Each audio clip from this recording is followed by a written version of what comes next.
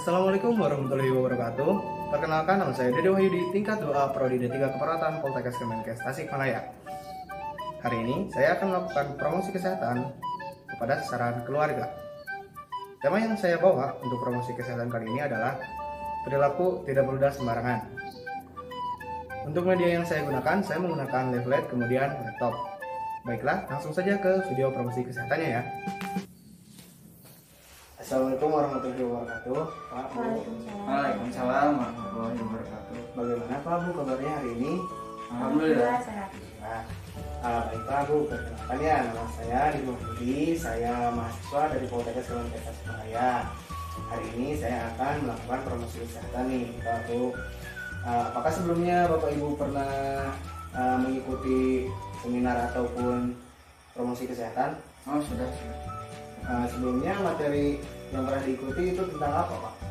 Kemarin ada yang proses itu mengenai penggunaan alat pelindung diri. Baik. Nah, di sini saya juga akan melakukan promosi kesehatan. Untuk temanya tidak akan jauh dari perilaku hidup bersih dan sehat dalam lingkungan sehari-hari. Untuk fokus temanya sendiri, saya membuat tema yaitu perilaku tidak meludah sembarangan. Nah, jadi nanti saya akan menjelaskan mulai dari apa itu pengertian meludah, dampaknya, kemudian apa sih bahayanya, dan lain-lain. Ya. Harap Bapak dan Ibu bisa mengikutinya ya. Ya. Untuk waktunya sekitar 15 menit, dan nanti di sini saya akan membagikan berupa slide-slide. Jadi untuk dibaca ya Pak. Angkat. Mungkin langsung saja ke materi ya Pak. Tapi apakah sebelumnya Bapak dan Ibu sudah mengetahui mulai dari pengertian meludah ataupun dampak-dampaknya? Apakah Bapak Ibu sudah memahami? Belum.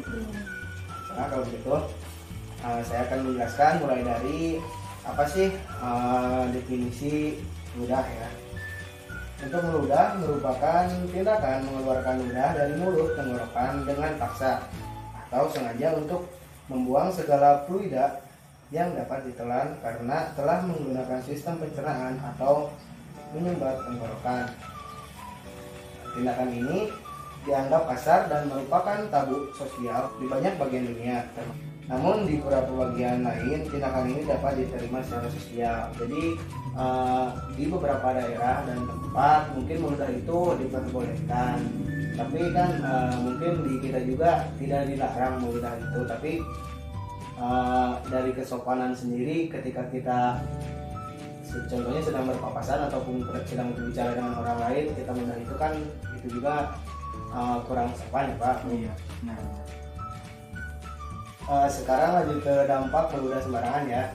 Nah kan berhubung kita ini sedang dalam kondisi pandemi ya Pak Bu. Nah meludah itu kan merupakan salah satu penyebaran virus corona dari droplet. Jadi dengan meludah di sembarangan tempat seperti di tempat umum, di jalan raya, tentu itu akan meningkatkan resiko orang tertular. Bukan hanya corona, banyak juga penyakit-penyakit yang bisa tertular melalui droplet-droplet dari ludah itu ya Pak Bu.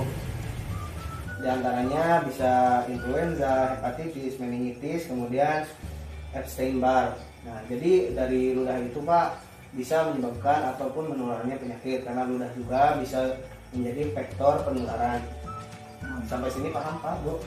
Ya. Dilanjut ke apa saja sih yang terkandung dalam air liur.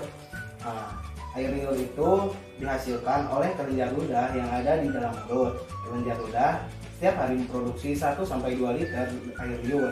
Sementara itu, manusia biasanya akan mengeluarkan sekitar 700 cc air liur setiap hari. Nah, jadi di dalam air liur sendiri kandungannya itu ada bermacam-macam, mulai dari elektrolit, bisa berupa natrium, kalium, kalsium, dan magnesium. Ada juga senyawa bakteri, virus, jamur, sekresi, dan hidung dan mulut, mukosa, dan ada juga enzim seperti alfa aminase. Nah, jadi banyak sekali senyawa-senyawa yang terkandung dalam air liur. Itulah kenapa kita harus selalu berhati-hati ketika kita meludah agar tidak menyebabkan penyebaran penyakit dari air ludah tersebut. Nah, selanjutnya Dilanjut ke yang penyebab sering meludah ya Pak Bu. Iya. Bisa dibaca juga oleh Bapak dan Ibu di sini beberapa sebab yang mendasari kenapa seorang sering meludah. Salah satunya adalah hipersalivah. Selain itu, sering meludah karena produksi air liur berlebih juga bisa dipicu oleh kehamilan, di mana terjadi perubahan hormon. Sering konsumsi makanan asam yang akan merangsang produksi air liur. Kurang minum air putih, gigi berlubang, kemudian kebiasaan merokok. Nah, sebelumnya apakah bapaknya ini merokok atau tidak nih Pak? Oh, saya perokok dari dulu. Oh, nah mungkin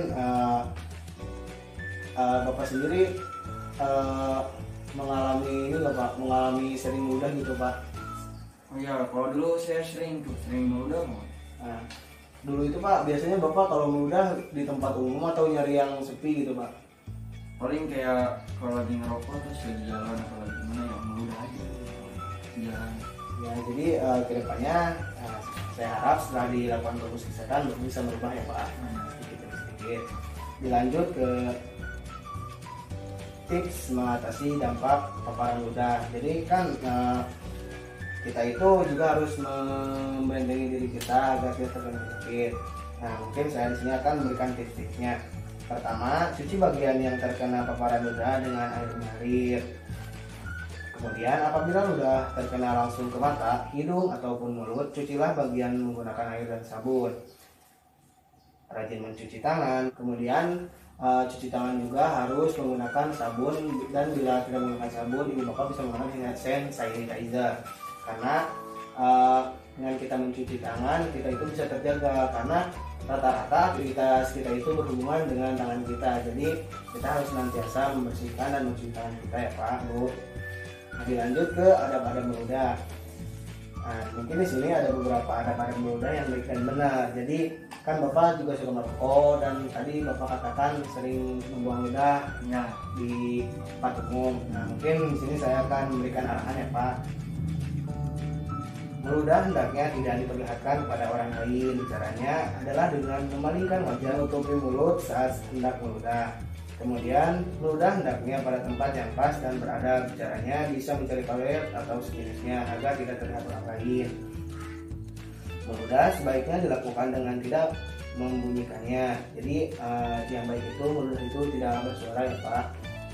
Kemudian meludah sebaiknya dengan ritme yang teratur. Apabila sedang berbicara dengan orang lain, meludah tidak dilakukan terlalu sering karena akan mengakibatkan orang lain merasa dilecehkan.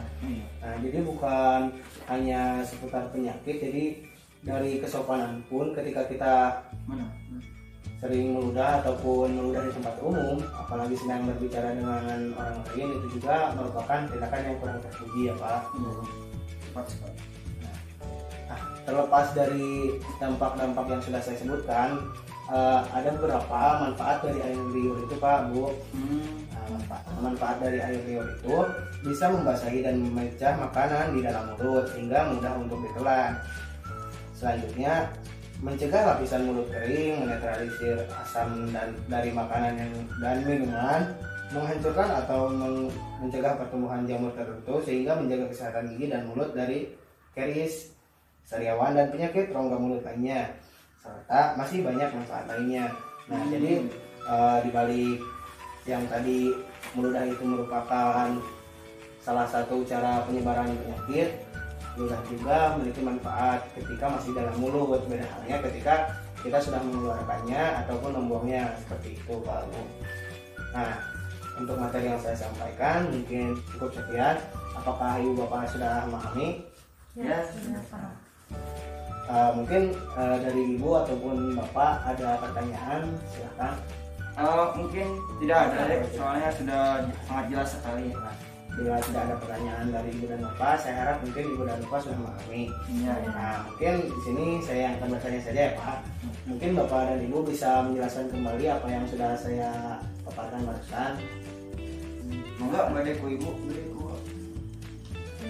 Oh, saya akan menjelaskan kembali ya apa yang saya tahu, apa yang saya tangkap tentang larangan meludah sembarangan.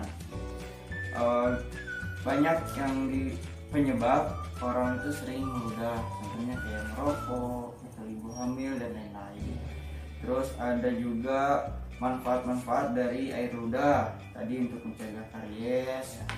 Terus ada juga bahaya meludah sembarangan tadi saya sebutkan katanya ludah itu salah satu media penyebaran penyakit seperti corona yang saat ini. Terus ada juga adab-adab meludah. Terus dijelaskan juga bagaimana cara apabila kita terkena paparan ludah, apa saja sih tindakan yang harus kita lakukan. Cuci tangan dengan sabun. Jadi pada ini sudah paham ya. Saya ini ada tambahan nih Pak, bukan ludah itu biasanya dikeluarkan juga ketika bersin dan batuk. Mungkin saya di sini akan memberikan tips agar gimana sih supaya ludah kita ataupun air liur yang kita keluarkan tidak sebar ke tempat umum Pak. Mungkin ini bisa meredam. Jadi ketika Bapak batuk ataupun bersin bisa menutupinya menggunakan sela-sela tangan. Ini ya Bu. Jadi itu mencegah penyebaran nantinya dari droplet ludah tersebut. Kedepannya jika Bapak batuk ataupun bersin bisa dilakukan ya Pak Bu. Mungkin sekian promosi kesehatan dari saya. Mohon maaf atas segala kekurangannya. Diharap Ibu dan Bapak kedepannya bisa menerapkan apa-apa saja yang sudah saya jelaskan dan saya bagikan tadi. Terima kasih atas waktunya. Assalamualaikum warahmatullahi wabarakatuh. Waalaikumsalam. Ininya bisa disimpan aja Pak Bu. Oh iya. Bisa. Terima kasih ya Dek. Diseringkan lagi. Ya. Nah baik, sekian promosi kesehatan dari saya. Mohon maaf apabila ada kesalahan ataupun kekurangan. Terima kasih telah menonton. Sampai ketemu di video selanjutnya. Assalamualaikum warahmatullahi wabarakatuh.